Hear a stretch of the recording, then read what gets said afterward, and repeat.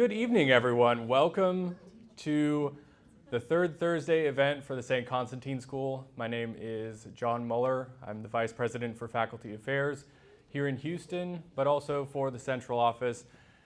So it's my job in particular right now to work with the amazing head of school in Dallas, Mrs. Bond Palmore, to ensure that we have truly excellent faculty in Dallas, just as we do here in Houston, and excellent in every way. And I don't say that lightly. We want them to be academically excellent, but we also want them to be worthy moral exemplars for your students. We want them to be people that you and your kids can look at and say, I want to be more like that person. And I think that even applies if you're an adult.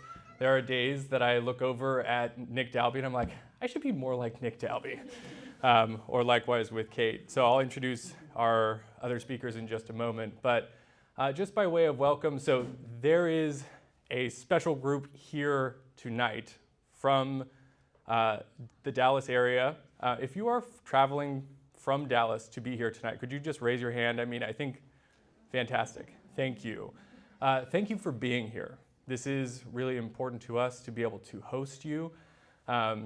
But we're just honored that you have been so interested in what's happening with Bond and with Catherine Clayton in Dallas. And some of you have been following the possibilities of the project for many years at this point. So we're delighted to host you. And I hope that tonight will be yet another thing that helps you see how intentional we are at Saint Constantine, how much we care for you and for your children. And I do mean you as well. If you're parents here, students, you in the room who are planning to be students, welcome to you, right? This is in many ways about you, and in many ways not about you, in a way that should actually help you feel better, right? School is, in our vision anyway, and this is one reason that the Third Thursday series exists, apart from exciting visits from branch campus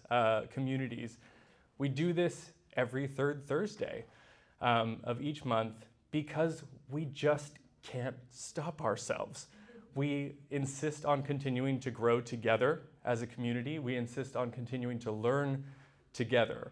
And for that reason, I wanted to make sure that tonight was a time where we have plenty of opportunity for discussion. So what I'm going to do in just a moment is invite two people who are really excellent as interlocutors in this conversation, Cate Gilbert and Nick Dalbey. Cate was the founding head of school here in Houston, and Nick Dalbey is the current head of school, as Cate has become the vice president for schools. So it's her job, along with me, to work with Bond and the team in Dallas and make sure that everything goes most well.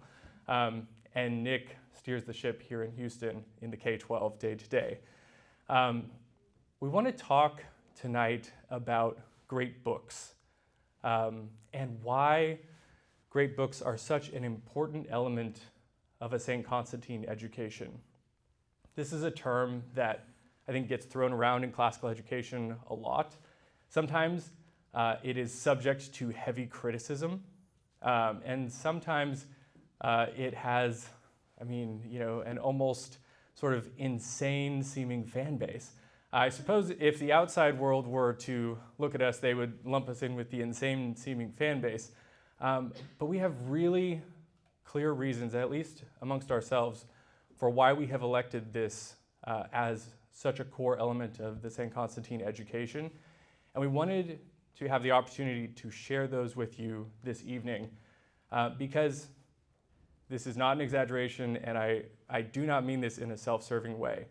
I do teach in the great books area, so just to show my cards. But a Saint Constantine education is built around the great texts.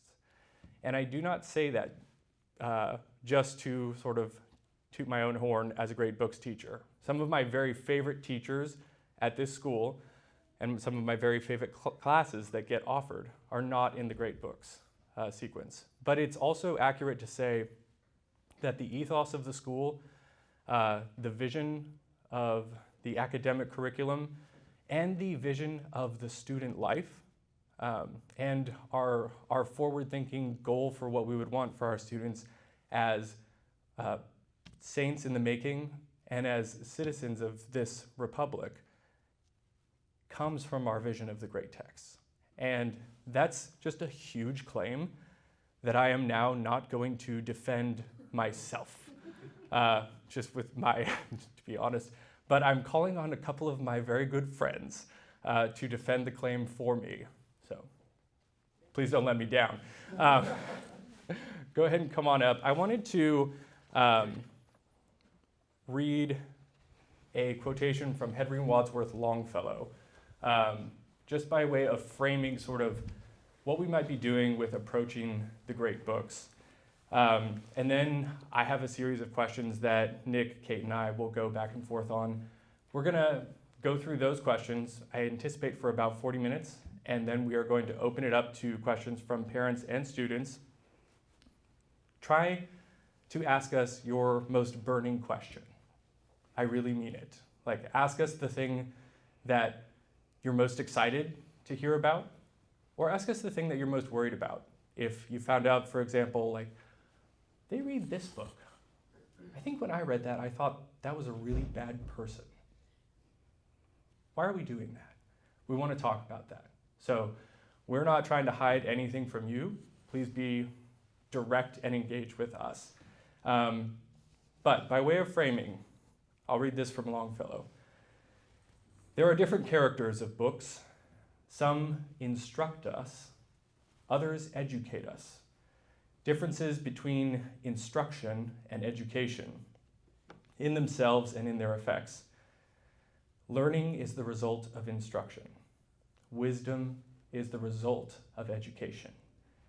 There are learned men who are not wise, and wise men who are not learned. And so of books, some make us learned, others make us wise. Some fill the mind with instruction, others develop its powers and resources and is filled with wisdom. Instruction is the material. Wisdom is the result of the mind's operation with the material.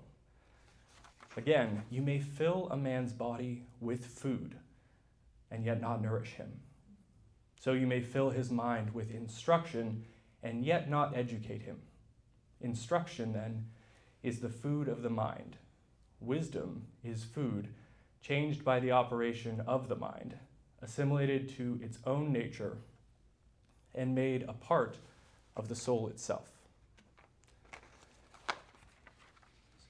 So obviously, there are many claims advanced there, and that's a huge thought, and maybe we'll be able to unpack some parts of it satisfactorily. I wanted to introduce at the outset this distinction that Longfellow makes between instruction and education. I think that can help us as we think about, why are we reading these books? Why do we discuss instead of lecture? So notice this is one of those events where we sort of had the opportunity to say, okay, who's going to give the talk about the great books? And then as we kept talking about who was going to talk about the great books, we realized, let's just have a discussion about discussion instead of a lecture about discussion, which, to be clear, sometimes is okay. But this distinction between instruction and wisdom, I think, is fundamental to what we are investigating here this evening. And so I want to start with discussion itself, Nick and Cate, and then we are going to move to questions that are more about great books in particular, why we read what we read, why we think reading is so important, et cetera. But we're going to start with discussion. Why do we discuss? Why is that our modus operandi for class time? You want to start? So there's a couple different ways I always think about approaching this question. One is, do you need us to do that mic too? Or no, we're good? If you'd like. I don't care. Volume? Is the volume okay the way I'm talking? Yeah, okay. This is going to the cameras, so yeah. This up there. So there's a couple different ways I think about approaching this question, but I'll start with developmental. We start our Great Books sequence where the class is almost entirely discussion-based in junior high.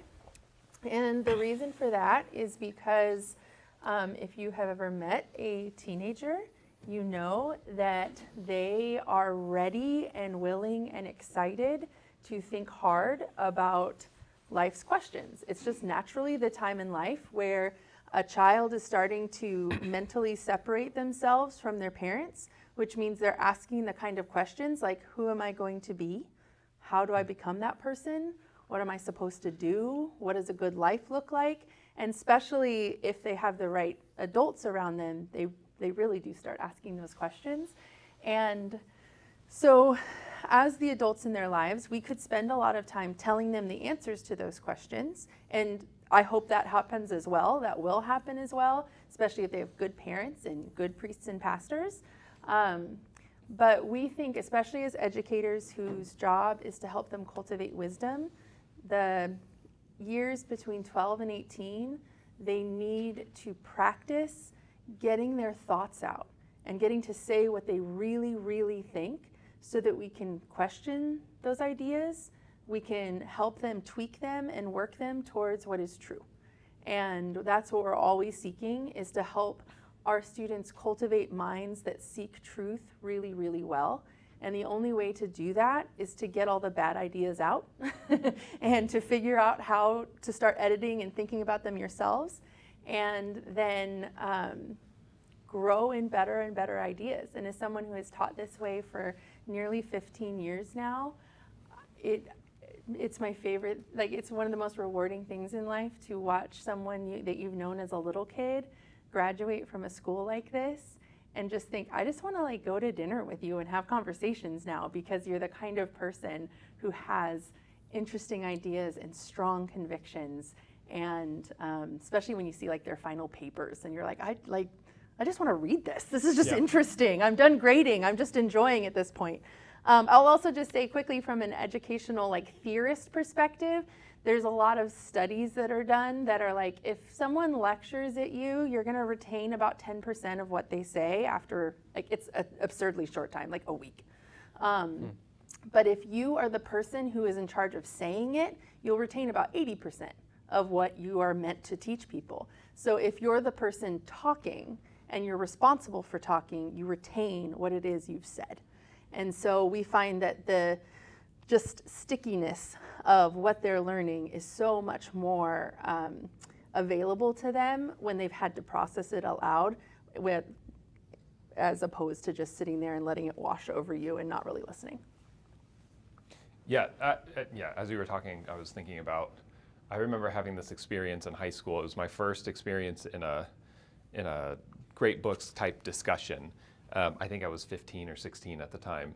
And we had just listened to a lecture, and the person who was leading the discussion was coming around like, what did you think about the lecture, blah, blah, blah. I don't know, it was actually a Dr. Reynolds lecture. It was on beauty, and it was the first time I was just like bowled over by it, and I didn't really have my thoughts together. But he came around to me and he was like, what did you think about the lecture? And I was like, that was crazy. And he was like it didn't, like, you think he was actually crazy? Like, you thought he was mad? Like, and it was just a moment, it was a silly moment, but it was a moment where I was like, oh, this person is taking me very seriously right now. Like, the words that I just spoke had meaning that he became genuinely interested in because he thought that I had something genuinely interesting to say. And as a 15-year-old, I don't remember how old I was exactly, but that was a really, truly powerful moment for me. And I taught middle school Great Books for 4 years, actually more than that, but 4 years here.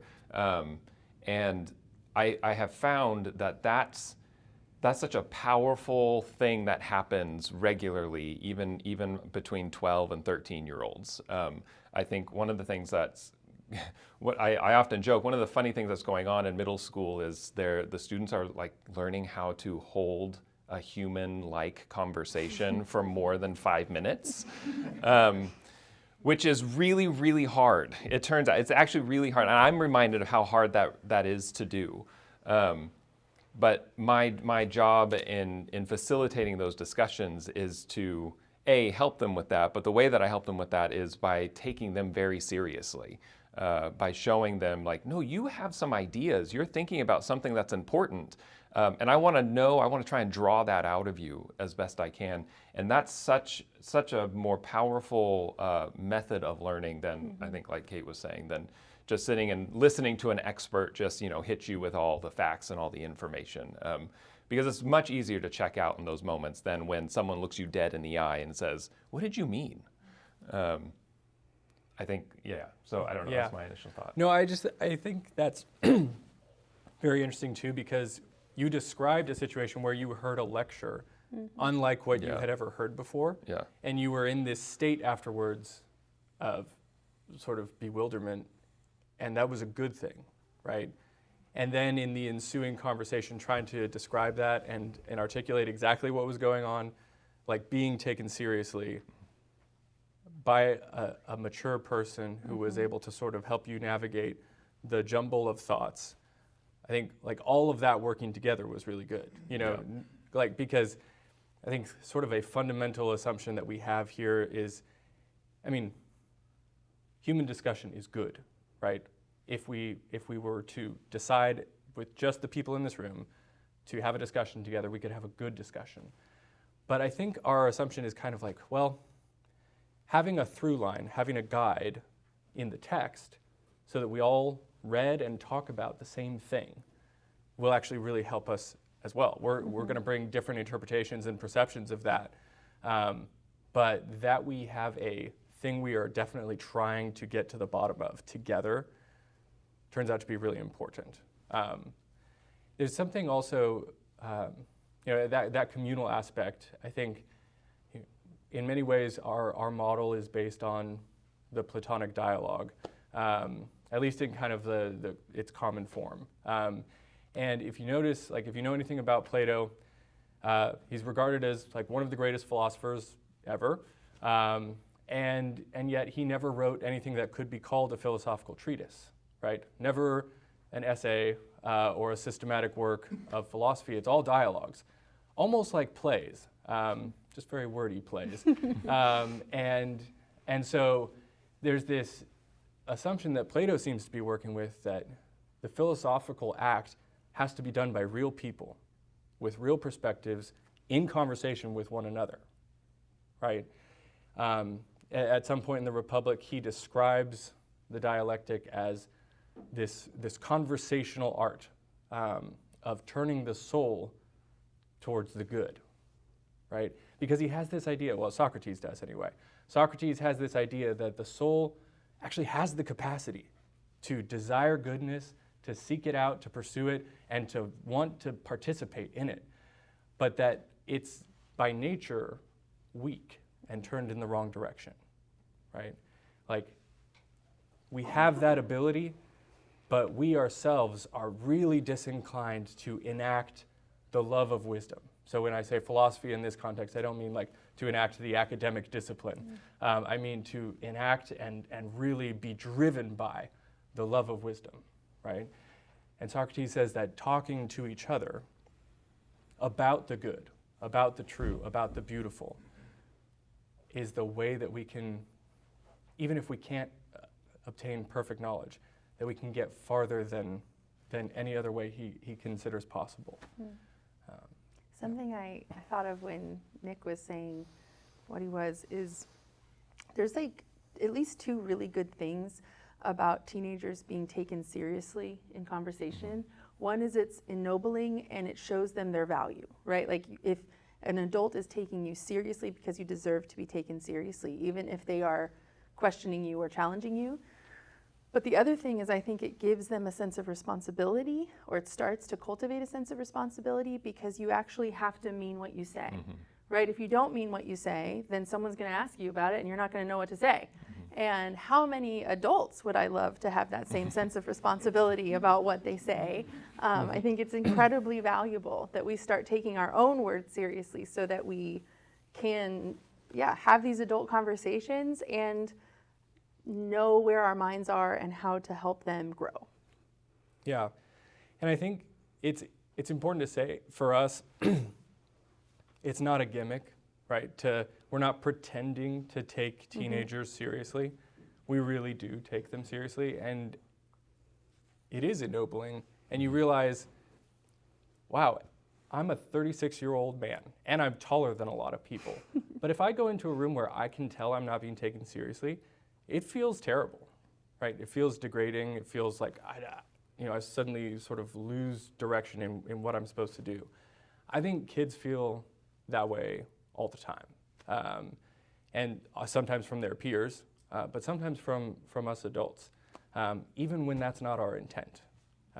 And so to be taken seriously, to be sort of deemed a worthy interlocutor in like searching for truth together, I think it's really important. Yeah. That's how I wanted to be treated when I was 12, when I was 15. Yeah. Even though in hindsight now I can recognize that I still had a really, really long way to go, but guess what? I still have a really, really long way to go. That hasn't changed. No, yeah.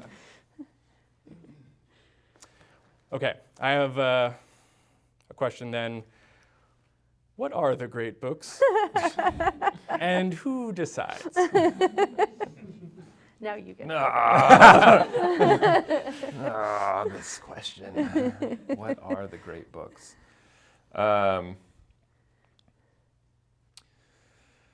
It's hard to know where to start. Okay, so Homer. Homer, right. There, your turn. Okay, so this is interesting, partly because, and please feel free to chime in. I think there's a little bit of a debate, in this. So I say it's hard to know where to start because I am not coming from the perspective that there is a canon that is set in stone, that everyone for all time is forever going to agree that, yes, you have to read Homer if you want to read great books. Now, I happen to also be very partial to Homer, and I think that if you're going to have a great books program, you probably need to have Homer in it, particularly in this hemisphere of the world. But I don't think that the curriculum of the great books is the end-all be-all of what a great books program is. It's actually a lot of what we were just saying. It's the dialectic, it's the discussion aspect of it. And so sometimes if people are feeling a little snarky, you could hear arguments of like, well, it doesn't matter what book you have in front of you as long as you are going to have a good discussion about it, right? And there's an element to that to which I'm sympathetic, but I don't think that's totally true. So I don't know. So I mentioned a few things there as using Homer as an example. I think obviously there's some of the obvious aspects of a great book, which are it's time tested, right? It's been around for a long time. We've just recently were going through and reorganizing some of our great books curriculum in the high school. And one of the problems we run into, particularly when we get into the later books, right, for like senior year, we're moving into the 19th and 20th century with some of those books. There's a lot of books on that list that I really, really like, but like we even had some disagreements amongst ourselves, like, is this going to be read 500 years from now? Like, no one has a time machine to know for sure if that's going to be the case. So that can't be the sole criteria, but it's an important criteria because it's not for nothing that Homer has been around for as long as he's been around. It's not for nothing that Plato's been around for as long as he's been around. Will Tolstoy be around in 500 years? I would bet yes, but I don't know. I'll be dead before then. So I think that's an important aspect of it. We're also looking at with respect to like this hemisphere of the world, right? What are the texts? What are the books? What's the art that has been foundational to the culture in which we live in now, right? If you really want to understand kind of Western society, I think you definitely need to read Homer. So much of our cultural values, you can see their origins in his work, starting there in the Odyssey and the Iliad. I don't know. What else? Yeah, I'm kind of with Nick. Our president, Dr. Reynolds, who all of us were students of at one point or another, would tell you, I think, that he could have a good discussion about anything, and that's true, as far as I can tell from what I've known him for the last 20 years. And yet, when we're thinking about the kinds of books that we want in our curriculum, this comes up, I think, particularly because we were a Christian school, and then because we were an Orthodox Christian school. So if you were a secular great books program, you might not have some of the criteria that we have. But some of it we would share. It wouldn't matter because in general, great books education wants to orient our students in our time and place based on everything that has come before. And so your own personal history, like even if you emigrated here from China 2 years ago, your culture would be the Far East. But the culture you're sitting in now that you live here in Texas is the West. And so we, knowing that it looks like you'll be growing up here, want to ground you in the civilization that you are now a part of. And so it doesn't matter, personal history doesn't matter, but cultural history that we are all collectively engaged in does matter. Our country's history, our hemisphere's history. So we look for that. And then, like as Nick said, we don't allow our students to read anything that's not at least 70 years old in our Great Books curriculum, because anything else is like a fad. And we can guess what's going to be around, but yeah, even looking back 200 years, it's hard to guess what's going to be around. And I think as we see when we're looking at texts from the 19th and 20th century, it's really easy to think of them as important because of the particular cultural moment that we are in. So I think I really want my students thinking well about the human person, because we have a lot of questions right now about what makes a human person, what makes a person valuable, what makes them gendered, all of these things. But that cultural moment may fade. And so I need to make sure that the books our students are reading are timeless in a way that is important so that they can address whatever cultural moment they become a part of when they're older, right? So we don't want our education of any sort to be based on right now, and because we can't predict the future. What we can do is look at the past and say, here are the big trains of thought that have helped people cultivate wisdom for literally thousands of years. If 500 years ago there was a pattern of thought that people had been following and thinking was important, and those people led the world, and then the next generation led the world, and we kept educating people that way, there's a reason. And so it's a lot easier to look backwards and say these texts have been important in shaping our culture and in shaping our leaders and in shaping a cultivated heart and mind that seeks wisdom. That part is a little easier because we are a Christian school. We also really want to take in one of the things that's most personally important to me as a teacher is I was a college professor before starting Saint Constantine. One of the things I was most annoyed by and sick of was Christian kids who came to university all shiny-eyed and bushy-tailed, and then the first secular philosophy professor could kind of knock their whole worldview out of their heads. And it was so stupid because the Christian worldview is so grounded in wisdom and truth. And if it's our fault if our kids can get scared by Nietzsche, that shouldn't happen. They should have the foundation that lets them think well about that before some philosophy professor in a t-shirt thinks he's being really cool and challenging their faith, right? It just annoyed me. I wasn't I just was so annoyed by it. And sounds like a very specific anecdote. Don't all philosophy professors kind of sit around in t-shirts? Fair, yeah. fair. So I'm not a philosopher, so I can make fun of them. My husband is. So that was always really important to me. I really want our students to grow up with a really rich understanding of the Christian tradition as it has existed over thousands of years. And then because we're an Orthodox school, we are also unique in including the Near East in an important way. And some of the Russian tradition, we don't do that as much in high school. We do it a lot more in the college. But I also think that's really valuable because sometimes we get, even if we're Protestant or Roman Catholic, one of the things that I know, I grew up in a world that felt like the Christian church was this thing that was exactly like my youth group. And so I'd like, actually we have one of our colleagues is Roman Catholic, and we were talking about where I lived, and he was like, oh my gosh, that town in California, there's this incredible Roman Catholic community. And I was like, there's Catholics there? Like, I had like no idea, right? Like, because that was just not a part of my life. I hadn't met an Orthodox person until I went to college. And that shouldn't be, right? Especially in the day and age that we live. I want our students to understand the breadth of the Christian tradition and how it has played out in our various traditions. I want them to be able to compare it. I want them to think well about the tradition that they are a part of, but also be able to examine it and see their brothers and sisters where they are, because the enemy from without is a lot more important for us to face together than infighting.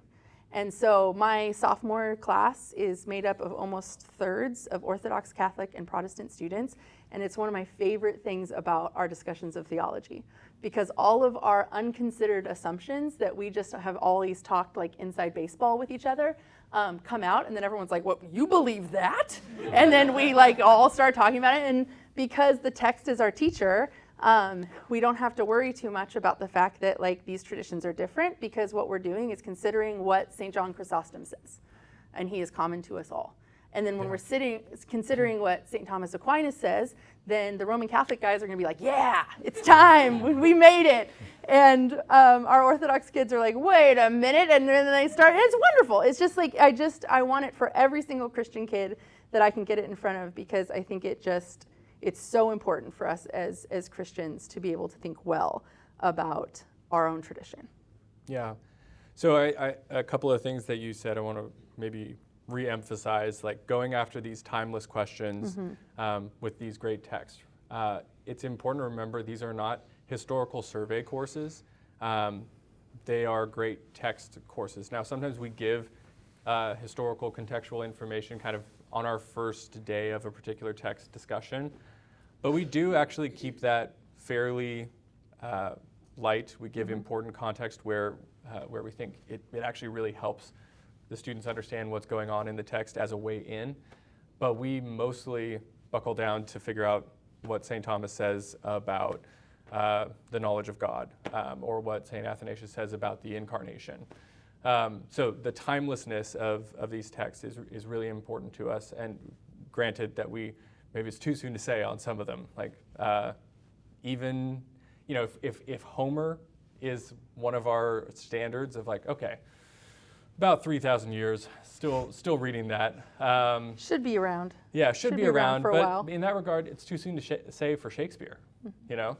I bet, but I could be wrong. Now, that also gets to another interesting area of like, are they interacting within the tradition, right? This is something really important, you know, as we get into American history and some of like the woes and evils of American history, we find that there are authors that we can read that, so for example, Martin Luther King Jr.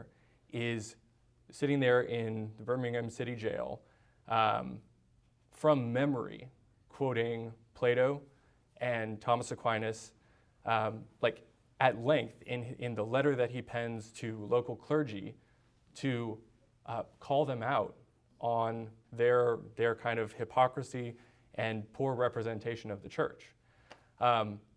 That's powerful, right? And he is like quoting sometimes at length from Aquinas or from Platonic dialogues or from the New Testament, right? And so we can, while engaging with Martin Luther King Jr. about questions of justice, we can also, you know, the students have the benefit, if they're reading that as seniors, which our seniors do in high school, they can read that with the benefit of having read Plato, the New Testament, Thomas Aquinas, and others that King is interacting with.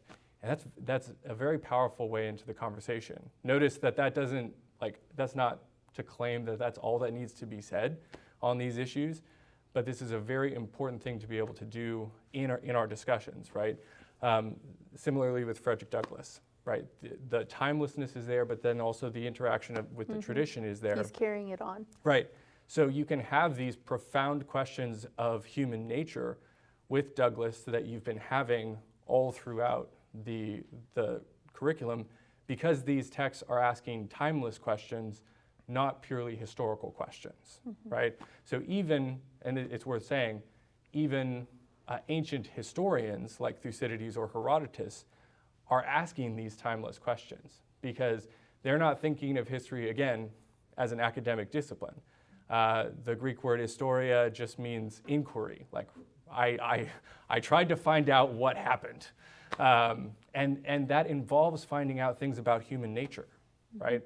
Why does war teach us things that almost nothing else can teach us, right? Well, in part because of how proud and lazy we are, right? So it sometimes takes something as terrible as war, Thucydides says, to shake us out of our comfort, to take us down to what our circumstances are as a mortal creature whose life is actually so very fragile, right? And those are the kinds of insights that are in even the ancient historians, and they resonate throughout the great texts, over the millennia. And so it's really cool, actually, to get to these discussions later in high school and watch the students themselves be the ones that are making these connections between authors who are 2,000 years apart. And we do try and help them see, especially, I don't think we've talked about this yet, in junior high, that these kinds of considerations are going on all over the world. Now, in our chronological great book sequence in high school, we, as Nick was saying, we do focus on kind of what has led to this moment in this particular time and place where we live, right? Western Hemisphere kind of considerations. Though it's still worth remembering, it's not like, by that we don't mean Europe, right? If you take St. Augustine, North Africa, St. Athanasius, North Africa, and then Plato, obviously, in the Mediterranean, and then authors very far north in the kind of Germanic barbarian areas. I'm teaching that tomorrow if any of you want to come. Yes, Saga of the Volsungs, real violent. in case you want some truly terrifying. So if you wonder where Tolkien got all of his love of dragons, it's there. And swords. And swords. Swords with names, dragons that talk, etc. But in junior high, we have a sequence called the Intro to Great Books. And so that one is not chronological, and it's more thematic. And so students read things that are very age appropriate, the things that you would hope junior hires would be reading, things like The Hobbit or The Lord of the Rings or The Chronicles of Narnia or the fairy tales by Brothers Grimm or Hans Christian Andersen. But we also start to introduce more difficult texts. They read their first Platonic dialogue in sixth grade. But they also in eighth grade are looking at wisdom literature from around the world.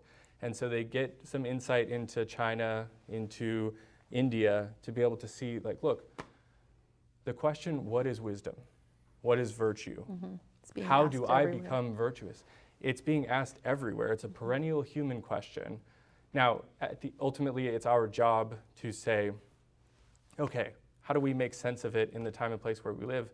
But part of how we do that is to make sure that it's not a completely insular consideration, right? One of my very close friends from college got a job with Yale, and they were opening. He's a philosopher, but they were opening a campus in Singapore, and so he got to build the Great Texts program for Yale Singapore, and it's an entirely different list in some places because he has a global community, often coming from the Far East, and so he needs to take that very much more into consideration than we do.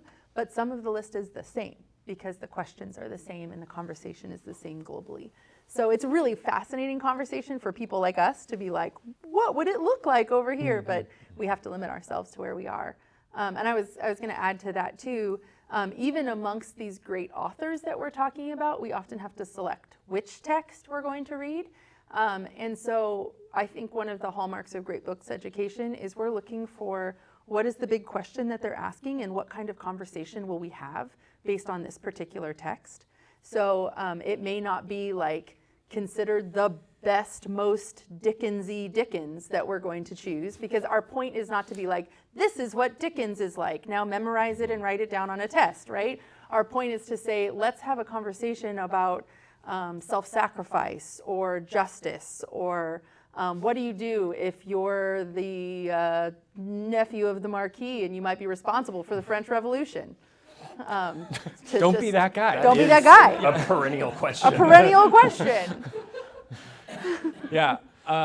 Something that just popped into my head. There's another. We've been talking about maybe some very measured, reasoned approaches for how do you determine great books. But I have to mention, so Eva Brand is a classicist and a scholar who passed away recently, influential for many of us. But she said that the litmus test for a great book is if it makes the back of your spine tingle. And she said she had never known that standard to fail. And I think that's such a good way of putting it. Now, of course, like, whose spine? Tingling when? You might, I don't know, find that unsatisfactory in some ways. But I think it's so good because, the very first time I read the Tao Te Ching by Lao Tzu, it was a 6th century BC Chinese philosopher who wrote the Tao Te Ching, or kind of like the way of virtue. Man, I felt that. I read a translated copy that turns out to not even be the best translation, probably. And I'm still partial to it because I remember that feeling when I read it for the first time when I was 17. I was like, that guy really wants to know the stuff I really want to know. Yeah. And he could help me, even though he's like almost 3,000 years old, from a completely different culture in a different part of the world. He can help me find the way. Mm-hmm. He can help me find wisdom. The Tao. Yeah. Yeah, right. Tao means way in Chinese, so yeah. What was it? Mortimer Adler also, I think, said I was trying to remember what he his says there's like good books. Yep, there's many merits. We should all actually read lots of good books and not exclusively demand that we only read great books, kind of in our private time, right? Adler is saying. But he said, the standard for a great book is you can never exhaust it, no matter how many times you return to it. I don't know if you've ever had that experience of returning to a book and realizing that, that meant a lot to me when I was 19, and now I see that this is not that good of a book, right? We have that experience. One of my favorite accidental compliments I got from one of our graduates was she came back from her freshman year of college, and she'd always been a really avid, kind of YA novel reader. And she'd been through 4 years of great books, and she came up to me and was like, Mrs. Gilbert, why are there so many bad books? And why am I now really bored by most of the stuff I used to read? And I was like, hooray! Yeah. We did it. Whereas, you read the Confessions by St. Augustine, which Nick led a how many hours 8 today? hours? 8 hour seminar on today for the college students. And I led the college seminar on it 2 years ago, a year ago, I don't know, one of those things. And before that, I taught it for 4 years in a row, which meant that I read it every year for 4 years. And you can't get to the bottom of it. You really can't. And, we're all pretty smart, not as smart as Augustine, but we're all pretty smart, and we've read that book a lot of times. And still today, there were just numerous times where I was like, oh my goodness, that's the sentence. Yeah. I feel like that's the other marker for me too. It happened today in, I don't know what hour it was in, but I had read the passage ahead of time and prepared. I was like, here's the question, here's what we're going to talk about. And then the discussion started and I was like, I have no idea what that passage means anymore. Everything I thought I knew about it, it's other students brought up other kind of perspectives on it, and I was like, well, there's more going on here than I realized. Which, I feel like that's the experience that if you keep having it with a book, that's you should pay attention to that. It also means that because you're reading it, I prefer leading discussions with teenagers over adults. No offense, adults. None take. Because, especially you guys.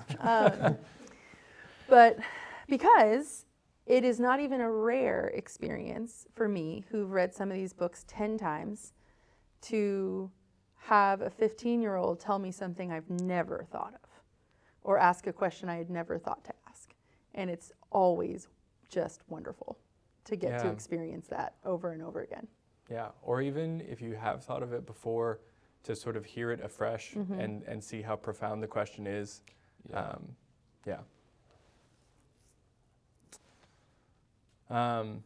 Okay, here's a potentially contentious one, and then we'll open it up. But we get asked this from time to time. So, why do we read the baddies? Yeah, I was hoping you would ask that. Yeah. So what we don't mean is books that aren't worth reading. No. Why do you read a bunch of nonsense? But we do mean we read some books that I would say are, maybe evil, or at least the effect they have had in the world is evil. We read these mostly in the upper years, and I don't know what that says about our modern culture. Actually, I think I do know what that says about our modern culture. So our students are a little more mature. But we certainly throughout junior high and high school, our students are encountering ideas that are, they're bad ideas, but they've been very powerful ideas. And they've been ideas that have shaped us for the worse. Or they've been ideas that have, in some cases, resulted in the killing of millions of people or the enslavement of millions of people. And my academic discipline right now is history.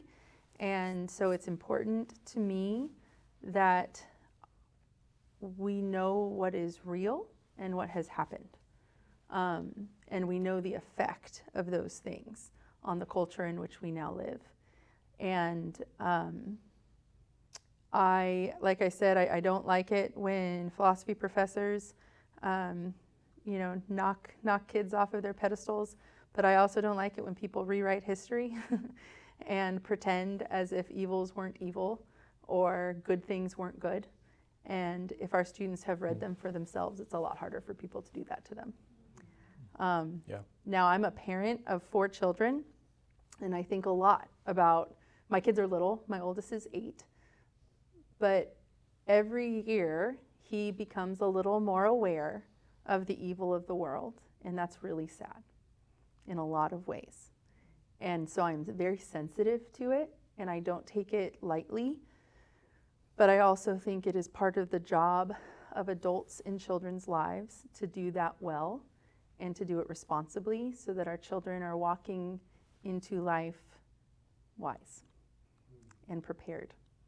And that is scary and a serious responsibility, but I can't honestly say that they have been well educated if they haven't faced why we had holocausts or why we enslaved people based on the color of their skin, or why we think that the unborn can be killed.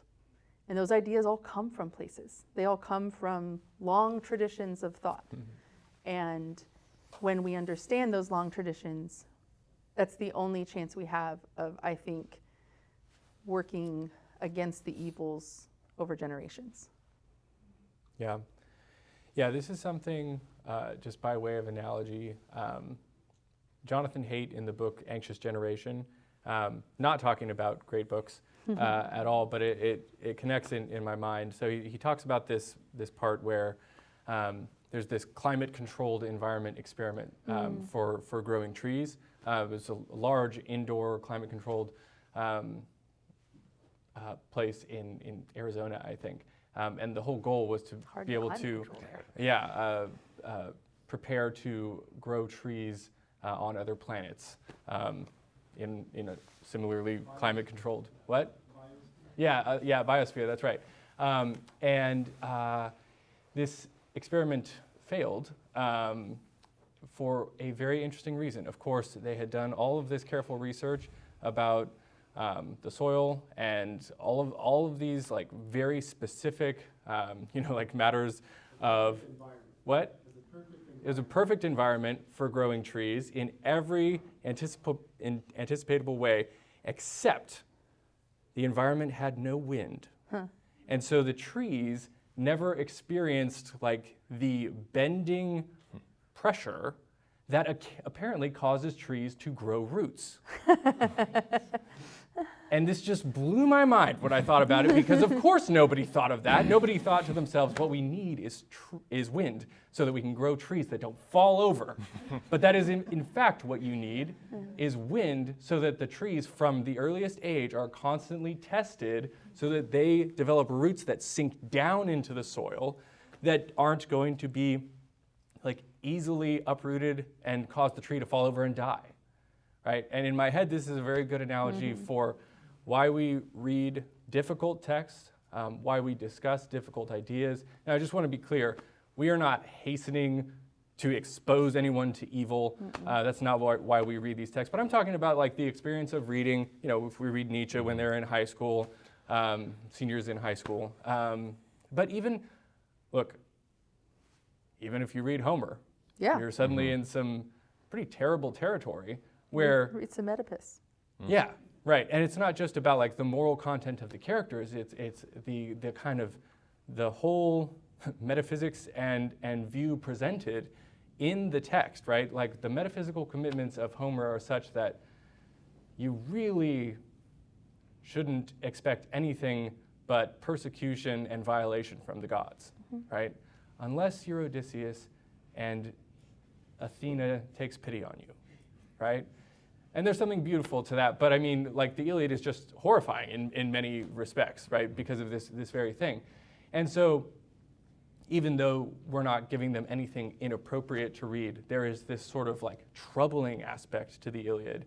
And then there are things that are just outright terrible if carried through to their ethical conclusions that they read, you know, when we encounter Nietzsche or someone later on. And yet, our position is that when those discussions are carried out in an environment with like mature Christians guiding the discussion, in the context of these other really good texts that present robust visions of good and evil, an experience that by now I'm kind of accustomed to is my high school seniors being sort of underwhelmed by Nietzsche, right? Because unlike the experience of so many people, when they read him at 18, he's not the smartest or most interesting person they've ever read. Yep. Not even close. And I love that because they've been very well prepared to think through those ideas carefully and not be carried away by them. Right? Well, and they've, so I almost started the discussion today on Augustine with a quote from Nietzsche. Like so I'm also doing the senior great books class this year for our high schoolers, and so we read Nietzsche, and we just read Genealogy of Morals and had that same experience of I presented it to them and was like, hey guys, look, Nietzsche thinks morality is just about power. What do you think about that? And they're like, yeah, I guess that's fine. I'm like, no, this is really important. But there's a couple moments in the Genealogy of Morals where, and if I had the quotes with me, I would read them to you. But he describes the condition of man in a way that what I wanted to do at the beginning of the session today was to read two quotes side by side and to ask people, was that Nietzsche or Augustine? Because he describes the condition of man almost identically. It's a little eerie. But what I think is so cool about that, between Augustine and Nietzsche, is like we were just saying, is yes, they're being exposed to some philosophy that if you carry it to its logical end, it goes to some pretty bad places. But they're also exposed to someone like Augustine, who raises the same questions, recognizes the same existential crisis almost 1,000 years earlier, and develops an even more robust sort of response to that same problem. I think it's more robust anyway and more compelling, though I don't pretend to fully understand Nietzsche either. But that experience of seeing those two characters, just as an example, kind of almost in conversation with each other. As far as I know, I don't think Nietzsche quotes Augustine. But they are in one way in conversation with each other, and that, I don't know. For me, it's very encouraging to encounter that, and then to be able to have that conversation with students, because I can, with our seniors, be like, hey, do you remember Augustine? Like he said that the sickness of man, what did he say his sickness was? and then lights start going off, and the discussion will kind of take on a life of its own at that point. But that's the sort of thing that I think allows students to grow deep roots in a way that when they move into mature adulthood, they are much more well positioned to enter into the world well. Yeah. Looking at the time, I want to maybe open it up to y'all for some Q&A. We're happy to take questions. We're happy to dialogue with you. As a reminder to ourselves, we'll repeat the question Yes. so that it goes through on the recording. But do y'all have any questions or thoughts? Outrage? Yes. So you said that in great books, you don't read any books that weren't made like at least 70 years ago.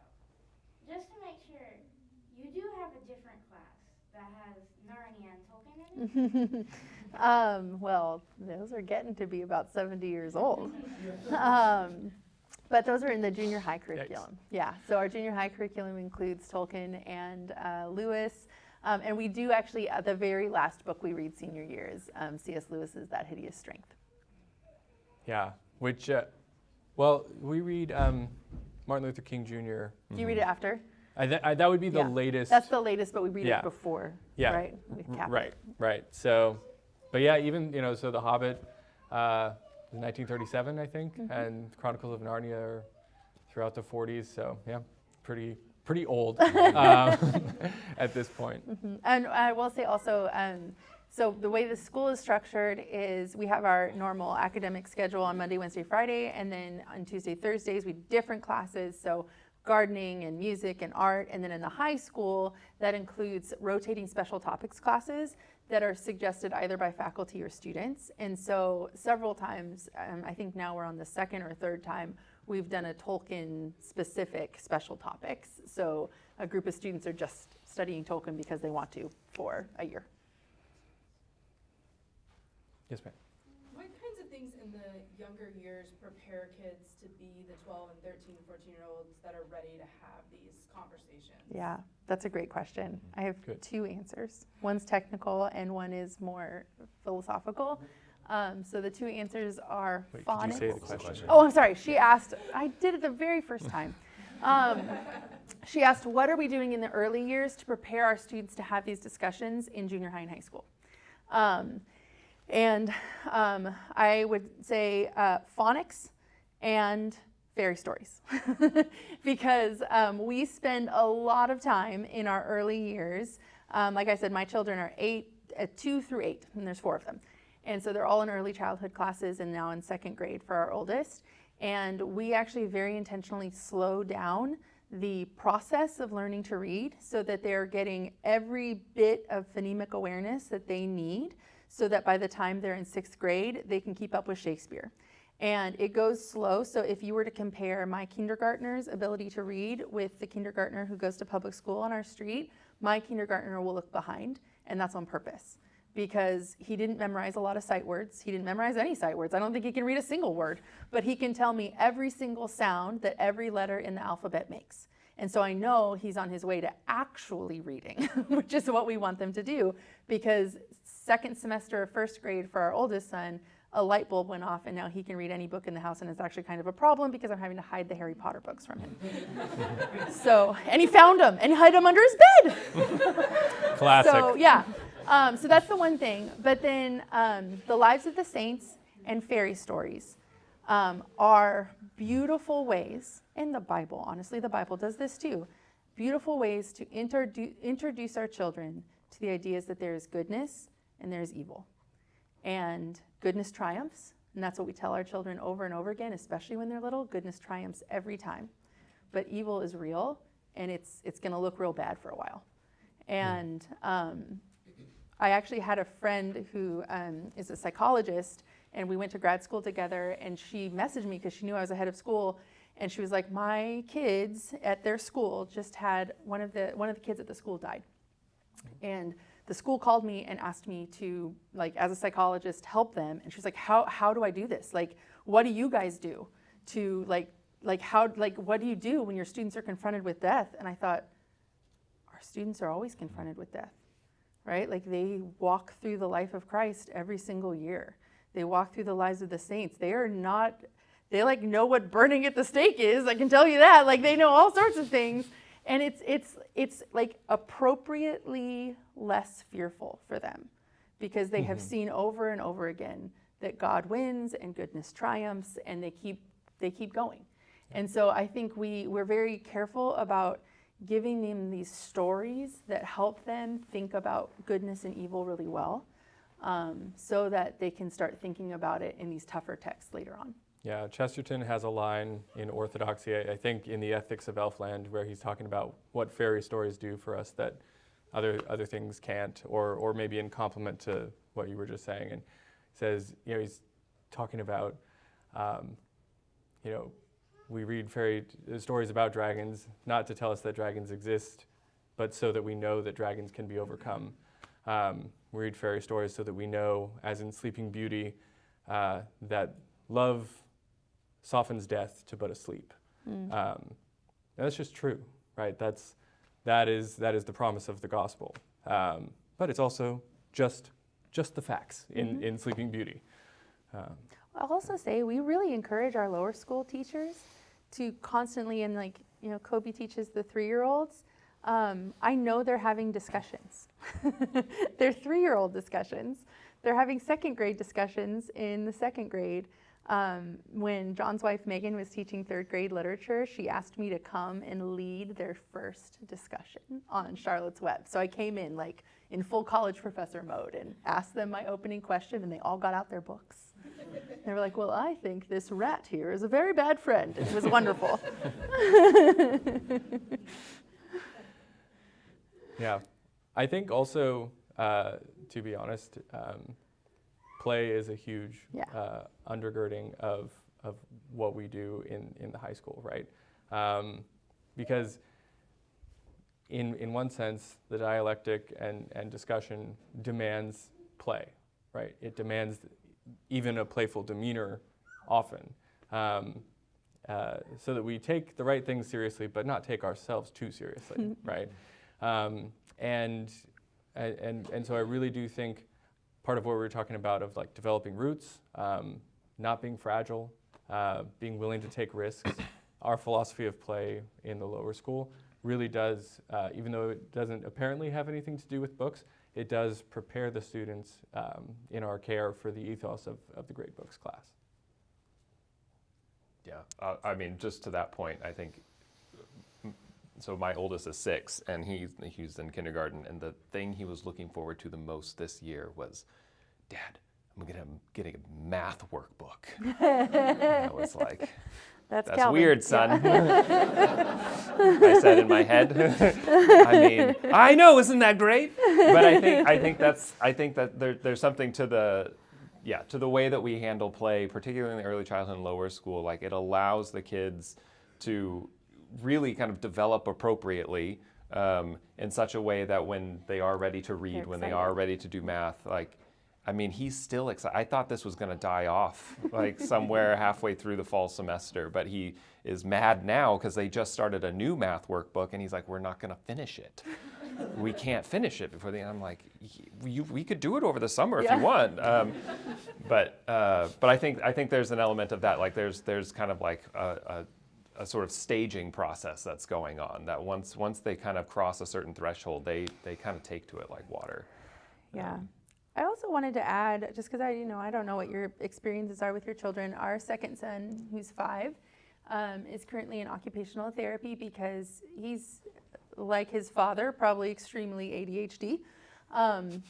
And so the other day, his therapist came out to talk to me, and she was telling me Theo's doing great. He definitely needs to be here. Here are the things we're working on. He's got some delay in his fine motor and concentration for sure, things we've always known. And she said, what's really interesting about him though is the reason we do this for kids like this is because we need them to be able to do school, right? They all have learning losses because they're not getting school done because of their attention deficit. And she was like, Theo has the attention deficit, but he doesn't have the learning losses. And she was really baffled by this, and I wasn't. because I knew how his school day was structured, and I knew that his teachers had thought really well about what it means to be a crazy little 5-year-old boy. And so he was getting the kind of environment that allowed his little brain to explode, and he runs around in circles. Then he started doing his math. And so I just was really, I really treasured that as a parent, to know that I think he's getting a very unusual experience for a kid like him, who would normally have already just been in trouble in school at 5 years old. And he loves school, and he's learning a ton. And that's thanks to his amazing teachers and an understanding that 5-year-olds are 5-year-olds, and little 5-year-old boys are the most 5-year-olds of all. Yeah. Yes, ma'am. I think I can contribute a little bit to the previous question about the lower school. I have a question to follow it up for my son. He's 11, and so he's in 5th grade. And I think part of their ability to be prepared for coming into 6th grade also comes from their writing. When they're doing the process of learning just the different styling of the stories that they're reading. They're also in the practice of contemplating how to, juxtapose one text with another text, like literally through the writing curriculum that they have of engaging in fable and engaging in story. And so he's having to contemplate, like, what is it that they're reading, what's it showing about the characters, and then even relating it to themselves. Like, so there are components in their writing where he's having to figure out, so how does this impact you? Like, how do you see yourself in this story, or how do you relate to that? So I think that's going to be a really good transition for them for when they're actually having dialogue, to be able to, there's like that separation of like, I can identify this character and what this character is going through, the good of it and the bad of it, and then like I can relate it to myself and figure out, where do I stand on, am I for this character, or am I for that character? Or can I understand why this character is bad? Like, what led to this person to be bad? So I think that's part of the preparation. Yeah. So on that note, I'm really curious as to what process y'all do go in terms of, I like the term that y'all said, you don't have like a canon for your grade books, but like what makes a book go on versus go off? And like, is there ever like we need to refresh? Or like, no, we really want to try to keep it stable. Like, what's the process? The process is a giant fight. So, Rachel asked, what's the process of us deciding what we're reading and what we're not reading? And I literally mean it. Like, all of our great books professors get together, the junior high teachers get together, the high school teachers get together, and we fight. We try to control ourselves. But we don't. But it's very difficult for a bunch of nerds with strong opinions about books. Yeah, I mean, you think that would sound exciting, but you would all fall asleep. We'll make it a third Thursday lecture one year. No, that's right. I mean, so here's the thing. We do fine-tune really every year to just like check in and say, how did those discussions go? Did we have too many discussions on this text? Was it not enough on this text? Do we think that was maybe just this group of students? What's going on? We did a big one last summer, which honestly we should not do every year. Like the fine-tuning every year, that's good. That's healthy. But the big one where we said like, hey, look at this weird thing. I think this is fair to say that what the fundamental like motivation was. Look at this weird thing. Great Books 1, 9th grade, covers, let's say, almost 1,700 years. Great Books 2 covers about 1,000 years. Great Books 3 covers 300 years. And Great Books 4 covers 150 years. Maybe not even quite that. That seems wrong, right? And we think to ourselves like, okay, well, the printing press and more books. No, we're in many ways just unfamiliar with perhaps deeper questions about what we ought to read from each period. Are we being faithful to our considerations of like timelessness, who should be part of the conversation? How do we adjudicate that? You know, the good news, I guess, to maybe help with this, Rachel, is we avail of ourselves of as many resources as we can in these considerations. Now, if you look through something like How to Read a Book by Mortimer Adler or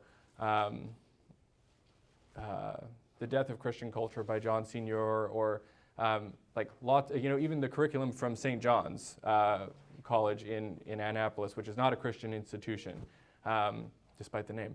But our reading list looks very similar to many of these like widely varied reading lists, but some real differences.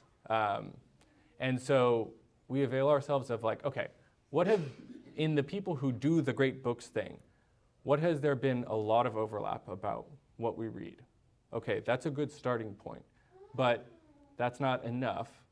We're an Orthodox school, and we're here in Houston in 2025. What does that mean needs to be different about our list than the founding, 1930s list of University of Chicago's Humane Letters program, right? So I don't know if y'all want to add to that. But. The other thing I wanted to say is we consider like great books for us is a integrated humanities would be kind of the technical term at a university level, which means we very intentionally include texts in theology, history, philosophy, and literature. And that means our teaching team comes from all of those disciplines as well. So when we get together, there are, my husband's an analytic philosopher who's now studying Thomas Aquinas. Jon has really specialized in Plato. I'm a historian that focuses on religious experience in America. Like, we have a poet. Nick's really gonna like fight for the Middle Ages. Like, we all have our academic disciplines that we come together, and that helps us like both appropriately prioritize what we love, but have that be pushed up against with the other people with love, so that like a list for me isn't just about my own interests. Yeah. Mm-hmm.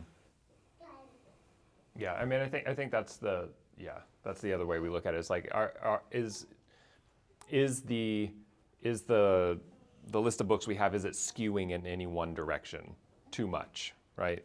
Or is it still kind of appropriately general and still appropriately centered around some of those kind of universal questions that people have been talking about for a long time? Oh man, there was a second thing I was going to say about that just totally left my mind. Teaching for 8 hours the other thing too is the other thing that's hard about it, and the reason why we always refine it every year, is because we only have so much time in every semester, and so one thing that almost certainly happens every throwdown for everyone involved is you leave a little bit sad, because You've been disappointed. You end up throwing so many books on the board of like, here's everything we could read. And then you realize we have 16 weeks, but we can only read books for about like 14 and a half of those. How do you fit? And some of these books need 2 weeks. And some of these books need 2 weeks. Some of these, maybe we need 3 weeks. I don't know. So those are just, that's just all part of the decision-making process as well. It's a fight. It is. Yeah. We also made a particular decision at Saint Constantine that even if you were to go to other classical junior highs and high schools, Saint Constantine is pretty different in this way. All classical schools should have some sort of great books curriculum. Like that would be very normal and standard. As far as I can tell, Saint Constantine reads 2 to 3 times as many great books in a year than anybody else. And our students can hate us for that, and that's fine. Most but of them don't. They usually don't. They come around. They come around. Hi, Aiden. I saw you. A very stoic nod. Right, Aiden? Right. And the reason we decided that, there's arguments on both sides. Those who read 6 to 7, 10 books a year may say we go deep, we really want to spend our time, we want students to analyze carefully. I kind of believe that. I do believe that's what they mean. I'm not sure that's actually what happens. But what we decided instead is we want to introduce our students to a breadth of understanding that only comes from reading widely. And there's just no way to do that except for to read a whole bunch. And so that's what we choose. I promise you that teenagers have more leisure time than any group of teenagers has ever had in the entire history of the world. So despite what they tell you, they can do it. Right. And so a couple of things about that. the they can do it part. I mean, we now live in a culture that mainly doesn't ask us to read, Yep. And certainly not to read with sustained attention. And, you know, I mean, according to most recent data, I think it's even changed since The Anxious Generation was published, but the national average screen time not in school, as in like they weren't on their laptop for a class or like watching a PowerPoint presentation. National average for screen time is something a little above 8 hours, is that right? For a teenager per day, right? It sounds, It's absurd. as Worcester would say, it boggles the mind, because it sounds like it can't be possible. And yet, if you think about it, you know, so we have the restriction that if a student is on campus, the phone goes in a yonder bag. That's a magnetically sealed canvas bag that keeps the phone out of sight, out of mind, hopefully, out of use for the whole day, right? But that's not the case at many schools, and so certain amount of phone use during the day, certain amount during the evening, it all adds up, Video right? games, to this, movies. right? And this is a thing that adults need to watch ourselves on, right? So this is something we hold teachers to, I hope, a high standard here, of like not just being on your phone if you're out like monitoring recess or, you know, just in the hall or something like that. Obviously, we're teachers. You might literally get a call that says, the fire drill has started. And we need to, you know, pick up for that. But we need to not have a double standard on that. This is fast becoming a like cultural crisis, not just a crisis that the kids have because they don't know better. This is something that afflicts adults, as you can probably tell from maybe sometimes your own deteriorating attention. I feel this sometimes, of like when I sit down to read and notice that I am like pausing more than usual. It used to not be unusual at all for me to sit and read for over an hour, 2 hours plus, right? And now I'm like, how many times would I check my phone just in that first hour? I need to be more careful about this, right? But certainly, with teenagers who have the full pressure of like, that's where the social world is, right? That's how I stay connected with my friends. That's just a really unfair amount of pressure. Where was I going with all this? So we're going to make you read books instead. Yeah, so we're going to make you that read part. books instead. Also, think of reading like fitness, right? Of course, exercising, if you go from a point of not exercising at all to exercising a pretty significant amount, you're going to have a period of pain, right? And we all know to expect this in sports because it's one of the few areas where excellence is still really highly valued in our culture. And we are totally willing to let reading fall by the wayside, and just say like, oh, that was hard. I'm not a reader, I guess. I just don't. It's not really my kind of thing. It's like, no, this is actually meant to be hard, like being an athlete of a certain level, right? You should expect a bit of pain, but not bad pain, not pain that leads to nowhere, right? Fruitful pain is actually like a mode of growth in all important areas of life, right? So, Spoken like a real dad. Yeah. Suck it up, kid. yeah. I guess I did just do that, but I mean it.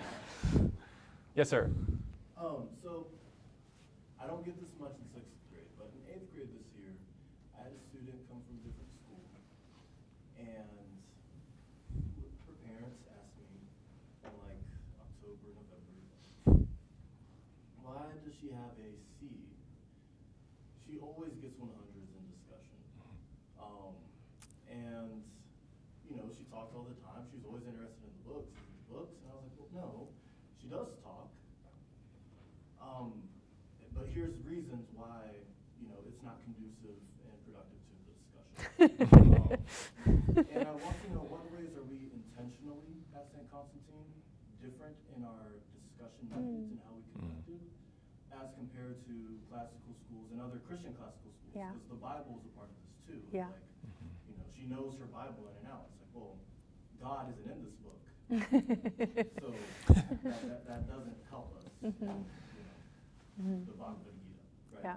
But yeah, in what ways are we intentionally doing it different?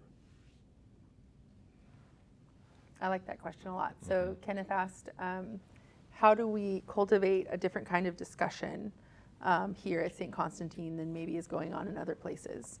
One thing that's really important to our founding president, Dr. Reynolds, is that we are truly pursuing a dialectical, in earnest seeking of truth. A lot of discussion, like the kind of Socratic circles model, where there's like this form that everybody is kind of participating in, I don't like it very much, because what I want to cultivate is a group of students who are having as close to the kind of conversation you would have over like the best dinner table conversation, than much more so than they feel like they're performing in a class. And so I think in order to do that, we have to train our students to be thinking, what are they really actually curious about? Like, what is the thing that for them in their own individual heads and lives actually just like turned a light bulb on or asked this huge question, so that that's what they bring to the table, and then we take that seriously and we follow it and we figure out what's true and what's not true and what's important and what's not important. And something, just as one of the people who talks to our high schoolers about culture a lot when we're on retreat and stuff, one of the things I'm constantly trying to get them to see is that this is the kind of activity that can actually only be driven by the student. I can drive a great conversation. I'm a super good conversationalist, but that's not the point. The point is for them to cultivate the kind of community that takes themselves and the texts really seriously, and if I wasn't there, would carry on. And I think that's not that typical, even at really good schools. Even at really good schools, there still is oftentimes a just guess what's in my head being played between the teacher and the students and calling it conversation. And we really, really don't mean to do that. Yeah, it's very interesting because people sometimes hear like, oh, a discussion class, like kind of like a flipped classroom, like the students are steering things. And kind of to your point, yes, the students are providing a lot of the conversational energy, but it's not just so that we can sort of solicit random impressions and opinions, right? Like, Though we do get those. We get them, but then they aren't left unchallenged, right? We then proceed to really dig in and say like, okay, what did you mean by that? Like, did you notice that, like Socrates says this here, in this section when talking with Thrasymachus, what do you make of that? Like, how can we maybe balance that against what you said here? And suddenly, you're like, okay, my opinion was actually really welcomed, but now I got more than I bargained for. Like, I have to actually defend that. And that's where I think, like, we might differ from many places where sometimes the impression that I get from other classrooms that I visit is like, oh, student-driven discussion here means all opinions will be heard. Whereas we mean all opinions will be taken seriously and then engaged with, right? From a point of assuming, like we assume in our discussions that there's a true answer somewhere. And we're not necessarily claiming to have it ourselves, but we believe that something really true is a conclusion that's available in all of these texts and in all of these big questions that we ask. And kind of like Socrates expresses in the Meno, like, hey, even if it turns out that we can't have perfect knowledge of these things, we'll be better people, braver and less idle, if we keep searching and really take each other seriously in the pursuit, right? Versus kind of just fielding impressions or fielding opinions. That strikes me as a difference. No, I don't know that I have much to add to that. But I was thinking, as even Kenneth, as you were asking your question, like this is one of those areas where I feel like what we're trying to do is really truly different, but we're also having to work within a system that doesn't isn't really conducive to it very well, and so we're always kind of fighting an uphill battle. And the most obvious thing I can put my finger on when it comes to that is grades. Yeah. I really, really wish I didn't have to give participation grades, like period, because in some ways, so I'm always having to say one thing to my students about like what I want to see from them in discussion. Like I want to hear your honest opinion, and I want you to be willing to engage with other people about that opinion, right? But I also have to give you a grade at the end of the day, which then like subtly communicates sort of the performative aspect of it, which is what I don't like about Socratic circles and things. Like there was a school I worked at before here where I did do that, and I pretty quickly was like, this is terrible, because everyone knows how to do that just right to get the grade that they want. And there's really no one right way to get an A in participation in my class. And so, yeah, I could have two students, one student who's really quiet for most of class, maybe only said one or two things, versus another student who was just real talkative and driving the discussion. And I gave them both A's for participation that day, partly because I knew that the quiet student, the two things that she said or he said was like, they summoned up all their courage, for that one moment. And they actually contributed.